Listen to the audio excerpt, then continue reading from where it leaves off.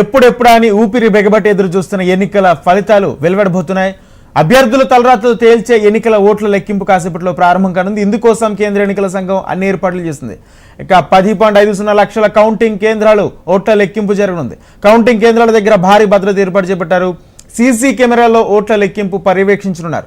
ఉదయం 8 గంటలకు పోస్టల్ బ్యాలెట్ల ఓట్ల లెక్కింపు ప్రారంభం కానుంది. ఆ తర్వాత ఈవీఎం ఓట్ల లెక్కింపు ప్రారంభం కానుంది.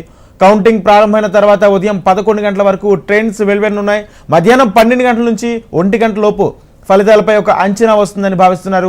ఇది అంశానికి సంబంధించి న్యూస్ డెస్క్ నుంచి మా కొలీగ్ జోష్న మరింత సమాచారం అందిస్తారు. జోష్న, ఇవాళ ఈ రోజు కోసం దేశవ్యాప్తంగా కూడా ఎదురు చూస్తుంది 18వ సార్వత్రిక ఎన్నికల ఫలితాలు ఇవాళే వెలువడబోతున్నాయి. ఎంతో ఉత్కంఠ నెలకొన్నటువంటి ఈ ఫలితాలు మధ్యాహ్నం కనుక మనకు క్లారిటీ వచ్చేస్తుంది. మరో గంటలో ట్రెండ్స్ అనేవి స్టార్ట్ అయిపోతాయి. 8 గంటలకు పోస్టల్ బ్యాలెట్ లెక్కింపు అనేది స్టార్ట్ అవుతుంది. 8 గంటల తర్వాత ఈ పోస్టల్ బ్యాలెట్ లెక్కింపు ఆల్మోస్ట్ ½ అన్ అవర్ ఉంటుంది. బట్ ఈసారి ఉద్యోగులు ఎక్కువగా వాళ్ళ ఓటు హక్కును వినియోగించుకున్నారు కాబట్టి మేబీ 10 to 15 మినిట్స్ ఎక్కువగా ఉండే ఛాన్సెస్ ఉన్నాయి అని చెప్పేసి అంటున్నారు. మొత్తానికైతే 8:30 కంతా కూడా ఈవీఎం ఓట్ల లెక్కింపు అనేది స్టార్ట్ అవుతుంది. ఆ తర్వాత ఒక 1 అవర్ లో మనకు ట్రెండ్స్ అనేవి తెలిసిపోతాయి. మధ్యాహ్నం 12 లేదా 1 గంట వరకల్లా పూర్తిగా మనకు ఒక పిక్చర్ అనేది వచ్చేస్తుంది. ముందుగా మనం తెలంగాణ విషయానికి వద్దాం. తెలంగాణలో 17 లోక్సభ స్థానాలకు ఒక కంటోన్మెంట్ అసెంబ్లీ స్థానానికి ఎన్నిక జరిగిన విషయం మనకు తెలిసిందే. 4వ ఫేజ్ లో ఎన్నికలు జరిగాయి. ఇవాళ రిజల్ట్ రాబోతుంది. ఆల్రెడీ ఎగ్జిట్ పోల్స్ అనేవి వాళ్ళ అంచనాలు కూడా రిలీజ్ చేశారు. ఈ అంచనాల్లో ముఖ్యంగా బీజేపీ వర్సెస్ కాంగ్రెస్ గా ఉంటుంది పోరు అని చెప్పేసి వాళ్ళ అంచనాలు అయితే రిలీజ్ చేశారు. అయితే ఇందులో బీజేపీ ఫుల్ ఆఫ్ కాన్ఫిడెన్స్ తో వాళ్ళ కామెంట్స్ కూడా పాస్ చేస్తున్నారు. ముఖ్యంగా బీఆర్ఎస్ పైన వ్యతిరేకతతో కాంగ్రెస్ వేశారు.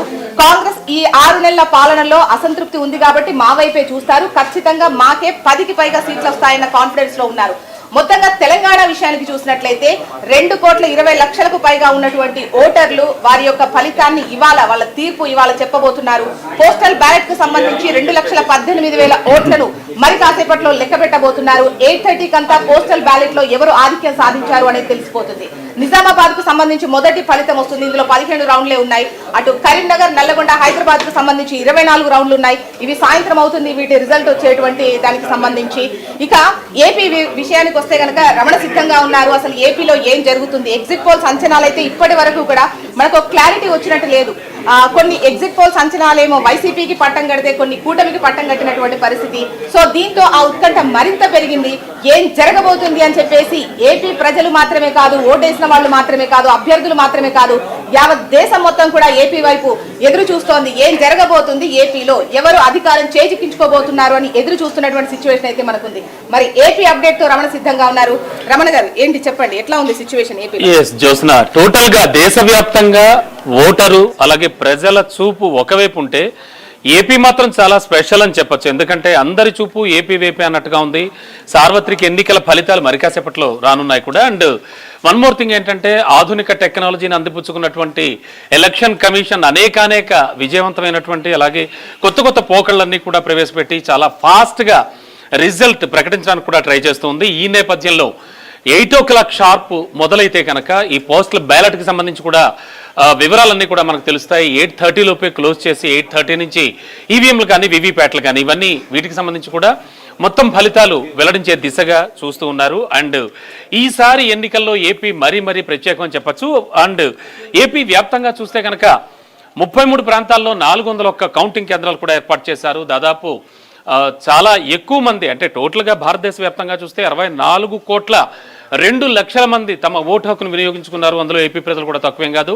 వాళ్ళు కూడా చాలా అత్యుత్సాహంతో, అఫ్ కోర్స్ ఎందుకంటే ఈసారి కనీ విని ఎరగని రీతిలో మార్నింగ్ 9-10 లోపులోనే సెలబ్రిటీస్ కావచ్చు, పొలిటీషియన్స్ కావచ్చు అంతా కూడా వచ్చి ఓటింగ్ చేయడం జరిగింది. ఇలాంటి నేపథ్యంలో అసలు ఏపీలో ఎలా ఉండబోతోంది, ఎటువంటి సిచ్యువేషన్ రాబోతోంది అనేది మొత్తం దాదాపుగా భారతదేశ వ్యాప్తంగానే కాకుండా ప్రపంచ వ్యాప్తంగా ఉన్న తెలుగు ప్రజలంతా కూడా చాలా ఆసక్తిగా గమనిస్తూ ఉన్నారు.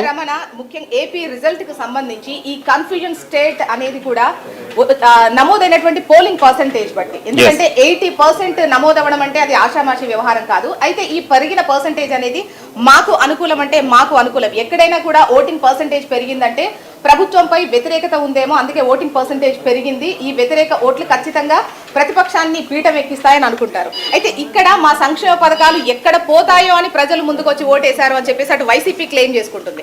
సో ఈ కన్ఫ్యూజన్ స్టేట్ ఉండడానికి maybe the reason 80% of polling నమోదవడమే ఏపీ. ఎగ్జాక్ట్లీ. జనరల్ గా అంటే పోలింగ్ శాతం ఎక్కువ నమోదైతే ఖచ్చితంగా అది ప్రభుత్వ వ్యతిరేక ఓటుకే దారితీస్తుంది అనేది కూడా జనరల్ గా చెప్పుకుంటూ ఉంటాం. అండ్ విశ్లేషకులు కూడా అదే ఎక్కువగా భావిస్తూ ఉంటారు. కానీ ఏపీ ఈసారి మాత్రం చాలా చాలా ఉత్కంఠను రేపుతోంది దాదాపుగా. ఎందుకంటే తాము చేసిన సంక్షేమ అభివృద్ధి కార్యక్రమాలు తమను గెలిపిస్తాయని అధికార పార్టీ చెప్తోంది.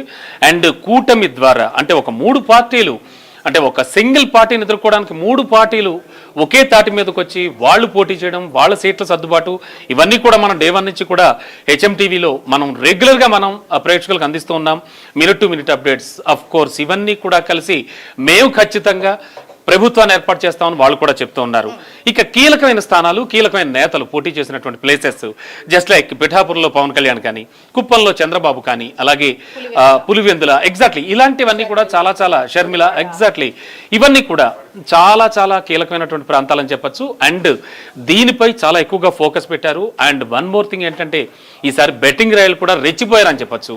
కోట్లు, ఆస్తులు, పత్రాలు అన్ని కూడా పెట్టి వాళ్ళంతా బెట్టింగ్లు కూడా చేశారు. జోస్నా, దేశవ్యాప్తంగా కన్నా కూడా ఏపీ పైన ఈ బెట్టింగ్ అనేది ఎక్కువగా కోట్లలో జరుగుతోంది. ఒకటి, అధికారం ఎవరు చేజిక్కించుకుంటారు అయితే ముఖ్య నేతలు ఎవరైతే జగన్ కానీ, చంద్రబాబు నాయుడు కానీ, పవన్ కళ్యాణ్ కానీ, వీళ్ళ ముగ్గురి మెజారిటీ ఏ విధంగా ఉంటుంది అన్నటువంటి బెట్టింగ్స్ జోరు కూడా మనకు ఏపీలో కనిపిస్తోంది. అయితే ఏపీ ఎన్నికలు హై వోల్టేజ్ ఎన్నికలు అని చెప్పడానికి ఆ ఎన్నికలు జరిగిన తర్వాత పోలింగ్ రోజు, అదేవిధంగా పోలింగ్ తర్వాత జరిగినటువంటి హింసాత్మక ఘటనలు కూడా మనం చెప్పుకోవాలి. ఈసీ ఎంతగా సీరియస్ అయిందో చూసాము. స్పెషల్ ఇన్వెస్టిగేషన్ టీంను కూడా వేయడం జరిగింది. ఆ తర్వాత ఇవాళ ఎక్కడైతే ఎన్నికలు ఫలితాలు అనేవి రిలీజ్ కాబోతున్నాయో, ముఖ్యంగా ఆ కేంద్రాల వద్ద 144 సెక్షన్ కావచ్చు, ఎక్కడికక్కడ నిన్ననే ముందస్తు అరెస్టులు చేశారు. రౌడీ షీట్ కేసులు ఏవైతే ఉంటాయో వాళ్ళందరినీ కూడా బైండ్ ఓవర్ చేసినటువంటి సిచ్యువేషన్ ఉంది. పోలీస్ యాక్ట్ అమలవుతోంది. మొత్తానికి చూసుకున్నట్లయితే పకడ్బందీగా పెద్ద ఎత్తున భారీ బలగాలనే మోహరించి అక్కడ ఫలితాలను అనేది మరి కాసేపట్లో కౌంటింగ్ అనేది జరగబోతుంది. 8 గంటలకు పోస్టల్ బ్యాలెట్ అనేది లెక్కింపు స్టార్ట్ అవుతుంది. 8 గంటల 30 నిమిషాల నుంచి ఈవీఎం లెక్కింపు అనేది ప్రారంభమవుతుంది. And Jyotsna, one more thing, Kovvur నరసాపురంలో తొలి ఫలితం వెలువడే ఛాన్స్ కనిపిస్తోంది. అండ్ భీమిలి పాణ్యం ఫలితాలు అయితే మాత్రం ఆలస్యమైనటువంటి ఛాన్స్ కనిపిస్తోంది. అంటే ఏపీ వ్యాప్తంగా చూస్తే ఎంపీ స్థానాల్లో మొదటైతే రాజమండ్రి, నరసాపురం సిచ్యువేషన్